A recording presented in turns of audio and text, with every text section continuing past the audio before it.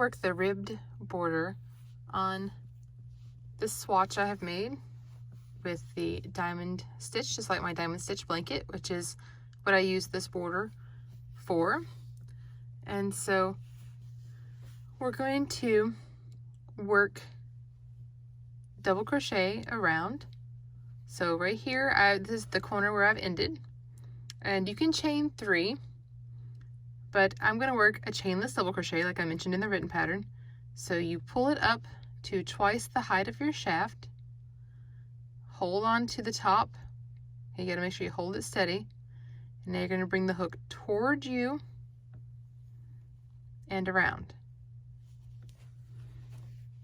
Okay, and now you will yarn over, pull through this first part, yarn over, and pull through 2. And then when you come back, it's easy to work into this. It looks more like a stitch than your chain 3. So that's typically what I do for my double crochet, a turning chain. I do a chainless double crochet. Now when you use this border, no matter what project you're using it on, go ahead and double crochet around. If I were changing colors on this, I would do a single crochet round first in the color of my blanket or project, and then I would change colors and do this round of double crochet. So we'll go ahead and get to the corner, and I'll show you how to work the corner stitch, and then I'll work the rest of the way around so that you don't have to watch me double crochet all the way around this. But it's just working simple double crochet in the first round.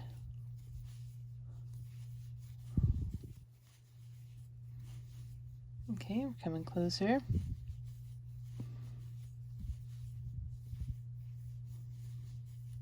This is an easy border. Once you get this foundation round set up, you just repeat round 2, so as wide as you want it to be.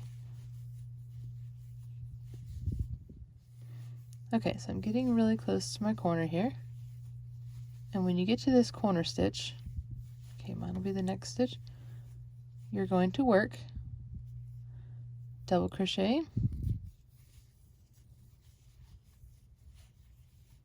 chain 1, and double crochet again in the same stitch. And then you'll turn and you'll work along the side. So what I typically will do is I'll find the rows, the side of the rows, and work into those. And I'll check after a few inches to make sure, especially with rows, that I'm not working too many. Typically for me, I find that I work too many stitches as opposed to too few. And so after a little bit, I have to stop and look and see, does it lie flat? Okay, this looks pretty good to me, so I would keep going. But I noticed when I very first did this border, I was working in each one of the little holes and not skipping any of these. And next thing I knew, I had so many that it was like all bunched up. So you just make sure that it lies nice and flat, and then go ahead and keep crocheting around the edges, working this double crochet, chain 1, double crochet in the corner, and then we'll come back and I'll show you how to work the 1 row repeat. When you get back around to the beginning, I'm going to work into the same space right here where my turning chain started. So I'm going to double crochet right here in the same space, chain 1, and join with the slip stitch.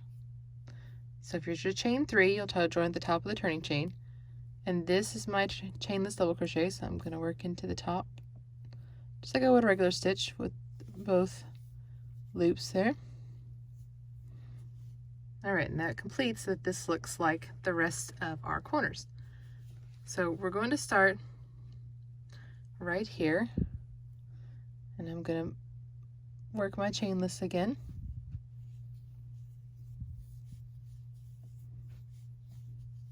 And that can count as this stitch right here. And then I'm going to work front post and back post double crochet. I'm going to alternate these.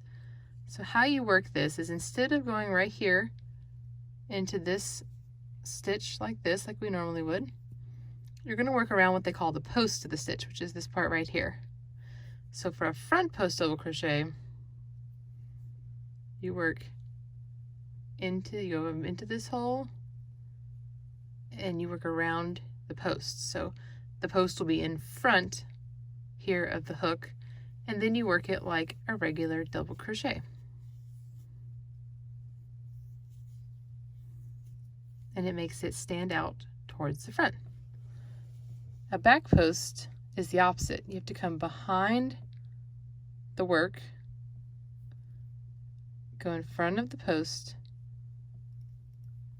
and then through the other side. So the post is actually on the back side of your hook.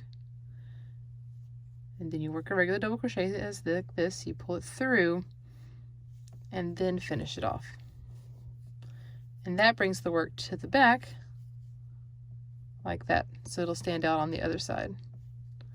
So you just alternate front post,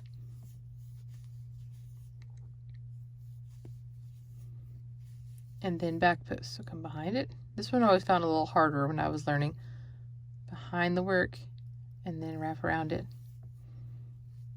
Okay, so alternate these until you get to the corner, and I'll show you how to work the corner space.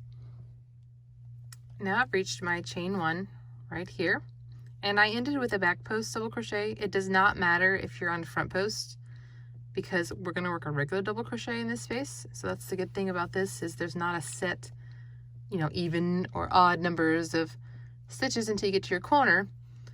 So now that we're here, I worked my last post stitch, so it might happen to be a back post, and then you just double crochet, chain 1, double crochet in the chain space, just like we did before in the corner. We're just working into a chain space now instead of one stitch. And then when you turn, you'll just repeat. So you'll always start again with a front post,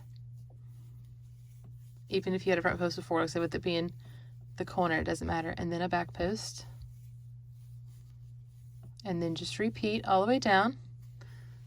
Front post, you know, back post, all the way down front. And then when you get to here, here's my chain 1. So it doesn't matter if it's a front or a back here. I just work double crochet, chain 1, double crochet here, turn, start with the front, front, back, and just repeat around till you get back here. And then I'll show you how to finish this off. And then if you want to repeat this round, you can, to make as wide of a border as you want. And now I've finished my round, and I'm right here at my chain space. I'm going to go ahead and double crochet,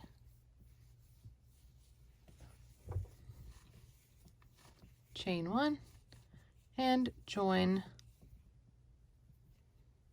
This is going to count right here.